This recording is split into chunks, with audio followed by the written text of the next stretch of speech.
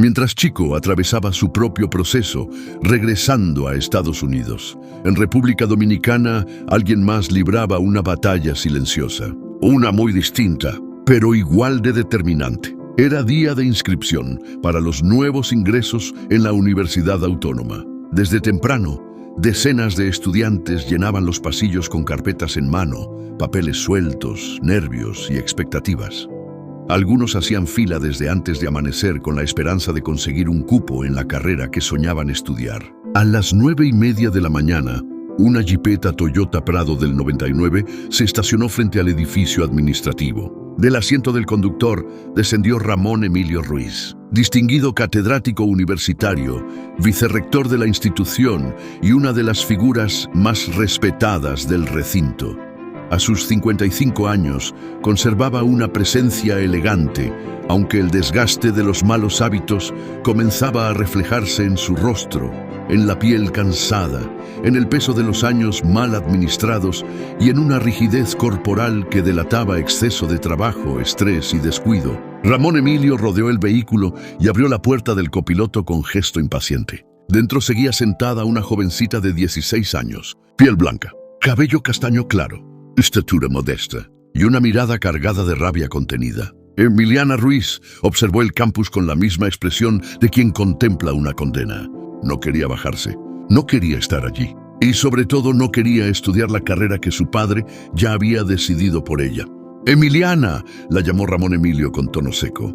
«Son las 9:30 de la mañana. ¿Tú sabes cuánta gente está aquí desde temprano buscando inscribirse?» La muchacha apretó la mandíbula, pero no respondió. «Tú tienes privilegios, tienes apellido, tienes relaciones, no hagas fila, simplemente camina y no me hagas perder más tiempo». Emiliana bajó finalmente del vehículo, pero lo hizo con lentitud, como si cada movimiento fuera una forma silenciosa de resistencia. Acababa de terminar el bachillerato y ya su padre había trazado el camino que, según él, debía seguir. Pedagogía, sin discusión, sin alternativas, sin derecho a opinar. Era la hija menor de Ramón Emilio, la única hembra de sus 3 hijos, y también la hija del segundo matrimonio, lo que en aquella familia siempre la había colocado en un lugar extraño. Lo suficientemente querida para ser protegida, pero nunca lo bastante libre como para decidir por sí misma. «No quiero ser profesora», dijo por fin, conteniendo la rabia en la voz. «Quiero estudiar educación física. Me gustan los deportes, el baloncesto». Ramón Emilio giró hacia ella con una mezcla de incredulidad y molestia. «Eso no es una carrera seria para una señorita de clase como tú», sentenció.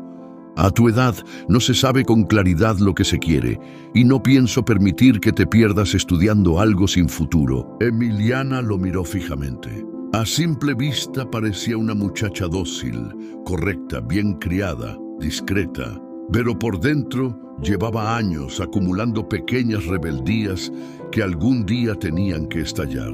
«Mis hermanos estudiaron lo que les dio la gana y usted no los obligó a elegir».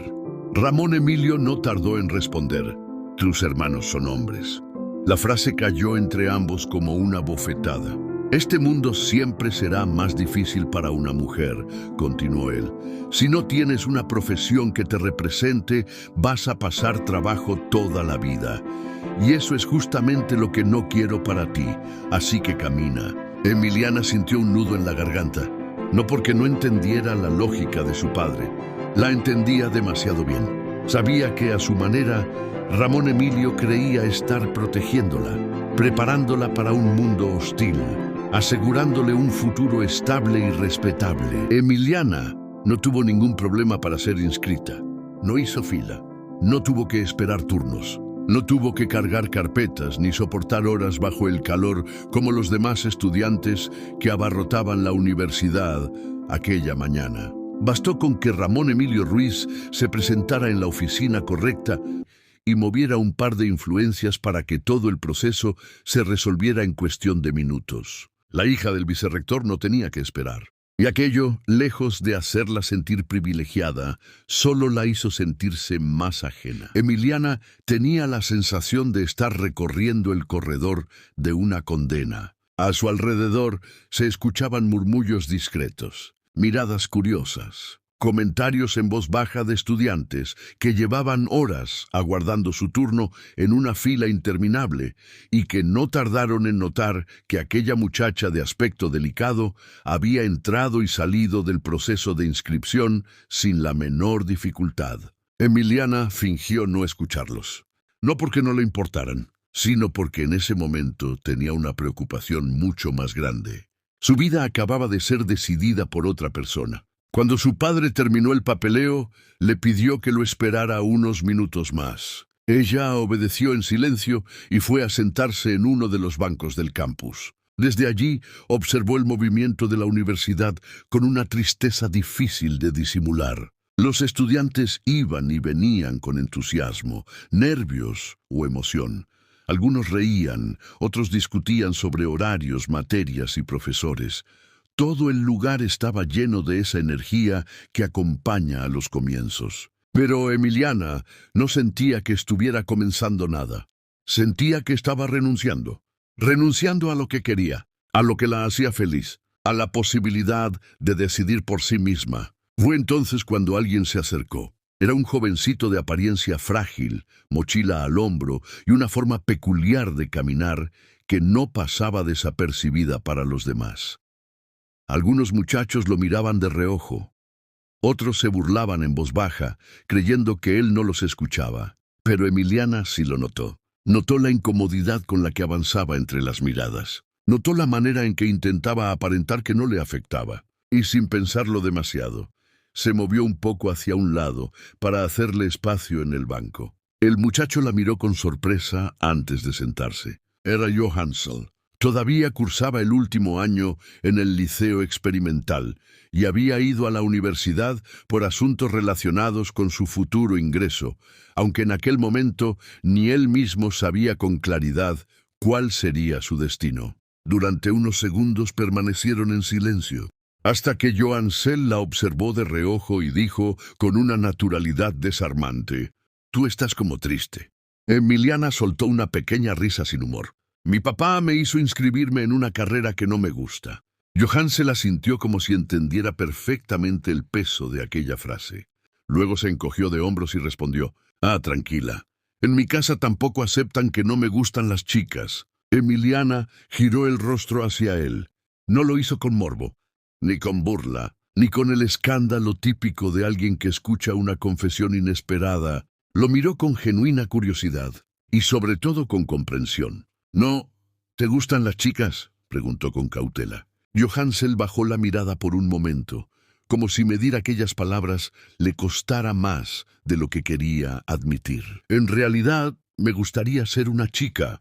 La respuesta quedó suspendida entre ambos. Emiliana sintió que algo se acomodaba dentro de ella, no porque entendiera por completo lo que Johansson acababa de decir. A sus 16 años, apenas empezaba a descubrir que el mundo era mucho más complejo de lo que su padre, la iglesia y las apariencias familiares le habían enseñado. Pero sí entendía algo esencial: la soledad, la sensación de no encajar en la vida que otros habían diseñado para ti, el dolor de sentirte extraño incluso dentro de tu propia casa. Y quizás por eso, en lugar de alejarse, de incomodarse o de cambiar el tema, Emiliana sonrió con una ternura que Johansson no esperaba recibir de una desconocida. Aquel banco universitario fue el inicio de todo. ¿De una amistad? ¿De una complicidad? ¿De una hermandad nacida entre dos jóvenes que, sin saberlo, estaban intentando sobrevivir a mundos que no les permitían ser completamente ellos mismos? Con el tiempo, Johansson se convertiría en mucho más que un amigo para Emiliana. Sería refugio, familia elegida, la persona que la acompañaría en algunos de los momentos más difíciles y decisivos de su vida. Y Emiliana, a su vez, se convertiría para él en la primera persona que lo miró sin juicio, la primera que no se rió, la primera que no intentó corregirlo. La primera que, incluso sin comprenderlo del todo, le hizo sentir que no estaba solo. Todo comenzó allí, en un banco cualquiera de la universidad, en medio de un día que Emiliana creyó sería uno de los peores de su vida. sin imaginar que precisamente en el lugar donde sentía que estaba perdiendo su libertad, acababa de encontrar una de las conexiones más importantes de su historia.